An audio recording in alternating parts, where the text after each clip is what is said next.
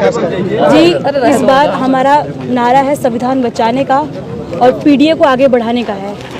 BJP सरकार कहती है कि 400 पार होगा तो हम संविधान बदल देंगे, लेकिन इसमें लड़ाई दो है, एक संविधान बचाने वाले, एक संविधान हटाने वाले हैं।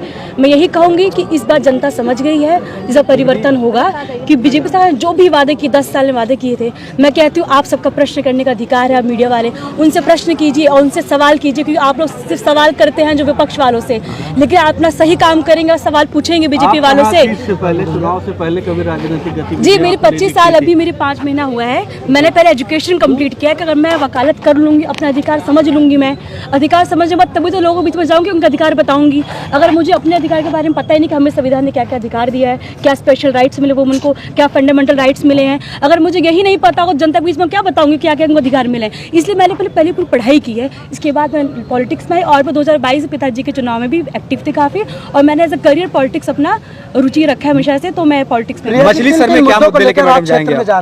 जी, मुद्दे यही है, मैं आपसे पहले एक बार कहना चाहता हूँ, जो बीजेपी सरकार ने 10 साल वादा किया था, 15 लाख बैंक में आएंगे, किसानों की आय दुगनी होगी, 2 करोड़ नौकरी का वादा किया था, और ये कहते हैं हम किसान के हित की बात करते हैं, लेकिन मैं कहती हूँ सबसे किसान विरोधी पार्टी है। कि जब हमारे किसान प्रोटेस्ट करते दिल्ली में 700 किसान की जान चली गई थी, तब इन्होंने कुछ नहीं बोला। जब मणिपुर महिला जल, तब इन्होंने कुछ नहीं बोला। जहात्र जैसे कांड, तब भी कुछ नहीं बोलते। मैं इनसे पूछना चाहती कौन सा वॉशिंग पाउडर यूज़ करते हैं जो इनके यहाँ नेता जाते तुरंत क्लीन चिट हो जाते हैं। और मैं इनसे ये प्रश्न कहना चाहती हूँ, ये कहते हैं 400 पार, मैं कहती हूँ 400 हार होगा, क्योंकि हम संविधान बचाने वाले हैं, ये संविधान हटाने वाले हैं। इस बार मैं एक लोगों से कहना चाहूँगी, आप लोग जो जगह जगह मछली सर के बारे में बताइए। मछली शहर में यही कहूँगी कि बीजेपी का 10 साल आप देख लीजिए, उन्होंने कोई काम नहीं किया है और इनके नेताओं को किसी ने देखा नहीं है। सब मुझे बोलते हैं हम देख लेना ही, देख लेना ही। तो मैं यही कहूँ कि मैं एक युवा हूँ, पढ़ी लिखी हूँ, लोगों की बात रखूंगी, चाहे हम यहाँ हूँ, जो फुटओवर ब्रिज हो गया वहाँ का काम करूँगी मैं। जो अमूल प्लांट सेट हुआ यहाँ पे पिंडरा में, वहाँ पे क्या है, जो एम्प्लॉयमेंट है, जो वहाँ पे एम्प्लॉयमेंट जीरो है, क्योंकि जो लोकल लोग उनको लिया नहीं जा रहा है,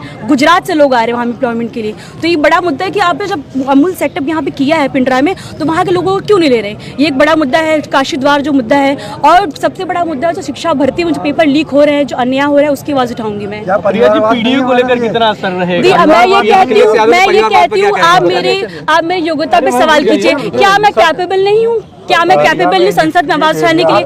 मेरे योग्यता पे सवाल कीजिए। मैं एक लॉयर हूँ, मैं अपनी आवाज रख सकती हूँ, सदन में जाके महिलाओं की आवाज उठा सकती हूँ, मैं जो युवा उनकी आवाज उठा सकती हूँ। मैं कैपेबल नहीं, तो आप मुझे बताइए मैं कैपेबल हूँ कि नहीं हूँ? मैं कैपेबल हूँ। मेरे पास संविधान तौर पर चुनाव जीतेंगे तो आधी आबादी के लिए क्या करेंगे? जी, मेरा पहला ये होगा, जो 30 लाख वैकेंसीज खाली हैं गवर्नमेंट जॉब में, उनके लिए काम करना चाहूंगी, और जो महिलाओं को एक्टिव करूंगी, चाहे उनका प्रेजेंटेशन बढ़ जाए, क्योंकि महिला प्रेजेंट होंगी तभी तो उनकी बात रखा जाएगा। दूसरी बात, जो महंगाई है सबसे ज्यादा बढ़ गई, महंगाई कम करने की हमारी सरकार काम करेगी, और जो पुरानी पेंशन बहाल होगी, अग्निवीर समाप्त होगा हमारा, और जो पुअर लाइन से नीचे महिलाएं उनको 3000 पर मंथ दिया जाएगा, गेहूं की जगह हम आटा देंगे। तमाम काम करेंगे। हमारी लड़ाई बिल्कुल नहीं है, हम जीत रहे हैं इस बार, क्योंकि हमारी बीजेपी सरकार ने काम ही नहीं किया। तो मैं कहती हूँ जनता से कि एक महीना बंद कर दीजिए न्यूज चैनल देखना, जनता खुद समझ जाए किसको वोट देना है, किसको वोट नहीं देना है। पीडीए को लेकर कितना असर रहेगा? पिछड़ा दलित